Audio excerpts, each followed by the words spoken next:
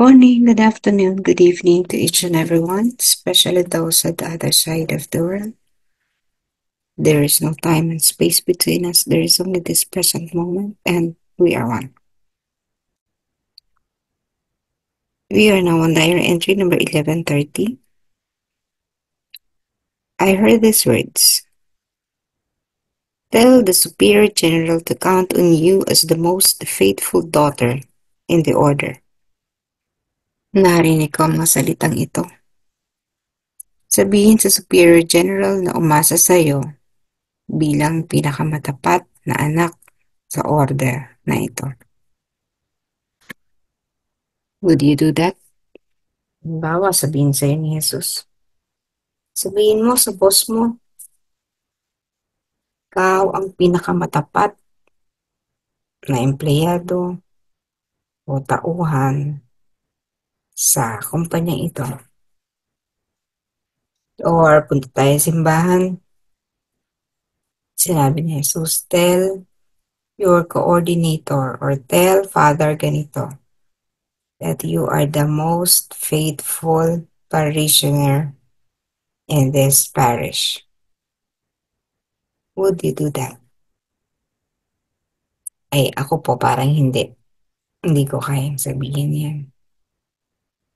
Hindi ko alam kung bakit sinabi ni Jesus yun kay Faustina. Pero this may be also one of the tests on obedience.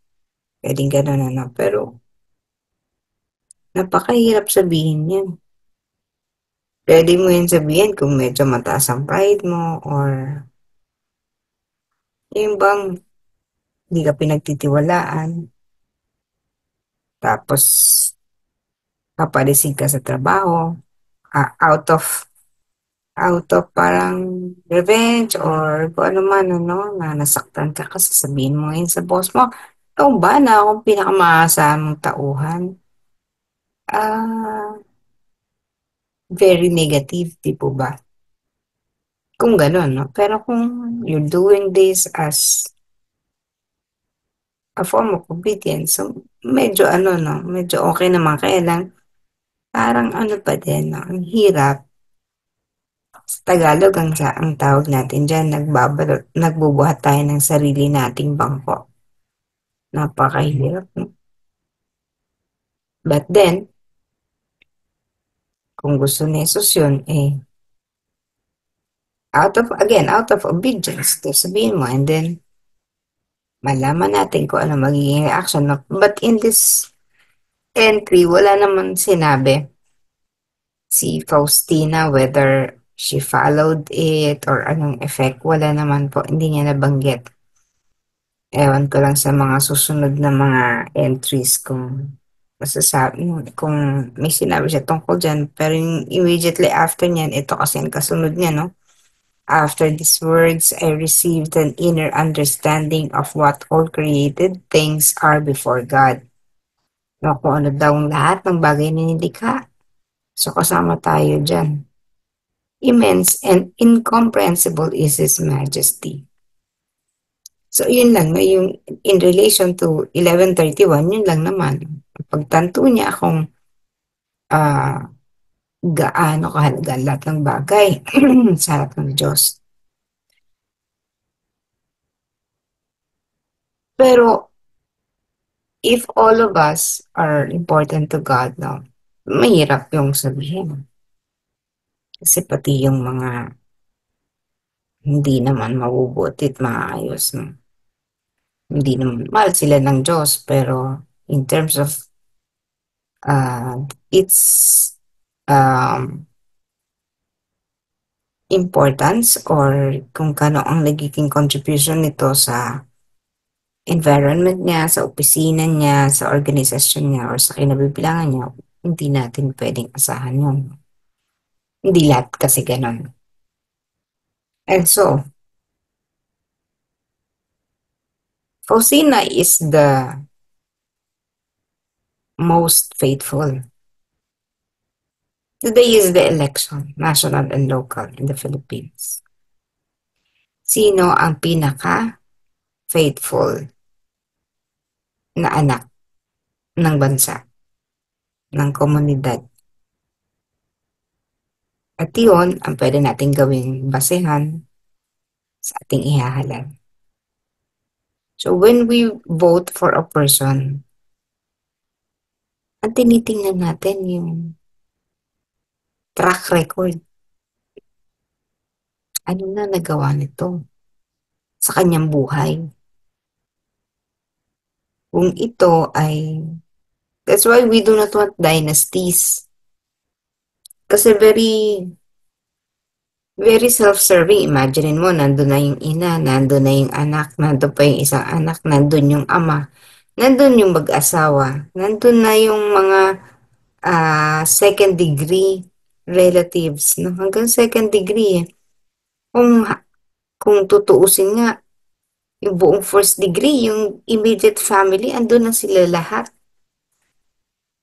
Kaya ayaw natin ng ganun. Ayaw natin ng dynasties. Although not all dynasties or not all those related people, di naman lahat yan. Di mabubuti, no? Meron din namang mula sa isang lineage ng isang pamilya no, na maayos naman, no? But generally, hindi maayos yun, hindi mabuti yun. Eh, ginagawa na nating, ginagawa na nating family extension. Ang Senado, ang Kongreso, ang munisipyo, ang syudad. No? Parang, wala na ba ibang pwedeng mamuno sa atin, kundi yung mag-ina, yung mag-asawa, no? Uh, hindi siya, hindi siya, para sa akin, ay, at bahala naman kayo mag-isip na, para sa akin, talagang, hindi hindi makabubuti para sa isang lipunan. Pamunuan ng isang pamilya lang. Nung araw, at sa ilang mga bansa, meron pa rin yung monarchy or mga dynasties pa rin. Ano. Pero, yung mga dynasties na yon na sinasabi ko, yung mga monarchs, yung by blood, no? So, ang magiging tagapagmana lang ng trono or ng korona ay yung unang anak. At in the case of in our country, hindi na lang to yung unang anak na lalaki. Asawa na nga eh. Asawa, anak, yung asawa ng anak, magkakapatid. Ganun na siya. So track record, that is most important. Tayo naman yung mga Divine Mercy devotees. Siyempre, hindi naman tayo boboto according to quote-unquote faith na halimbawa, iboboto ko eh, puro Catholic. Hindi naman ibig sabihin na yung non-Catholics are not good leaders. So we are voting based on track record, not on religious affiliation. Kung ito ay, ano mo, karelihiyon mo, yun lang. Hindi, yun lang iboboto mo. Hindi ganun. So this concerns our country, our municipality, or where we belong. It concerns the local government and national government. Let's choose who we will be voting for today. Kahapon is Good Shepherd. Ano ba isang mabuting pastol? Ang mabuting pastol ay iiwanan ang 99 para hanapin yung nawawalang isa. Does it mean pababayaan niya yung 99 para lang sa isa? No. Alam niya that this 99 can take care of themselves.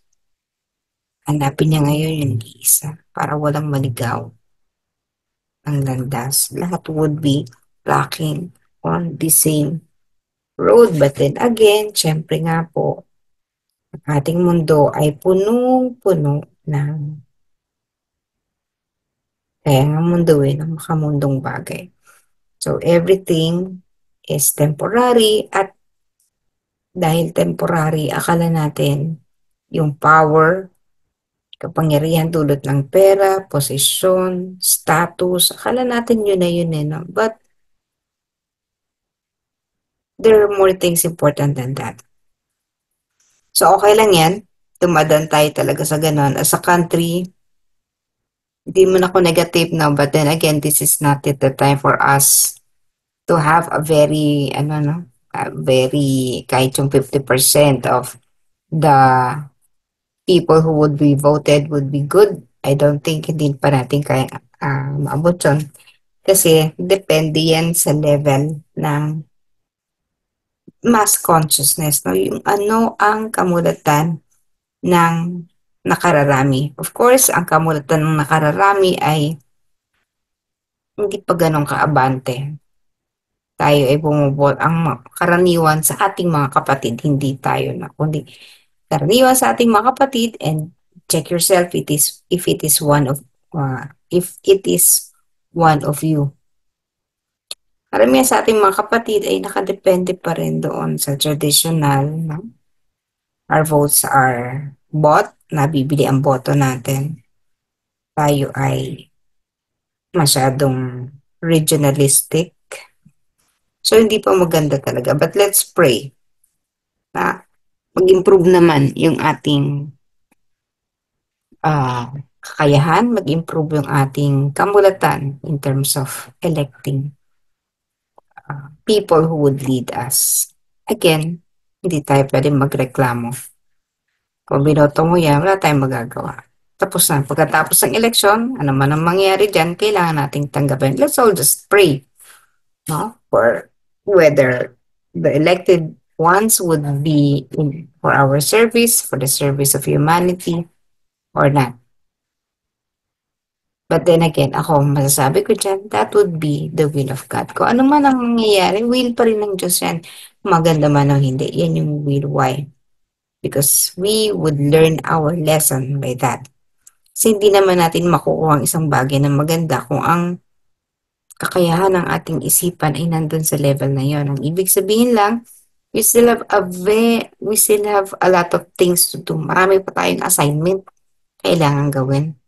Marami pa tayong kailangang sakripisyo para ang mga tao ay maging mulat, no? Maging conscious, maging maging maayos ang quality ng pag-iisip at pagdedesisyon, ng discerning process.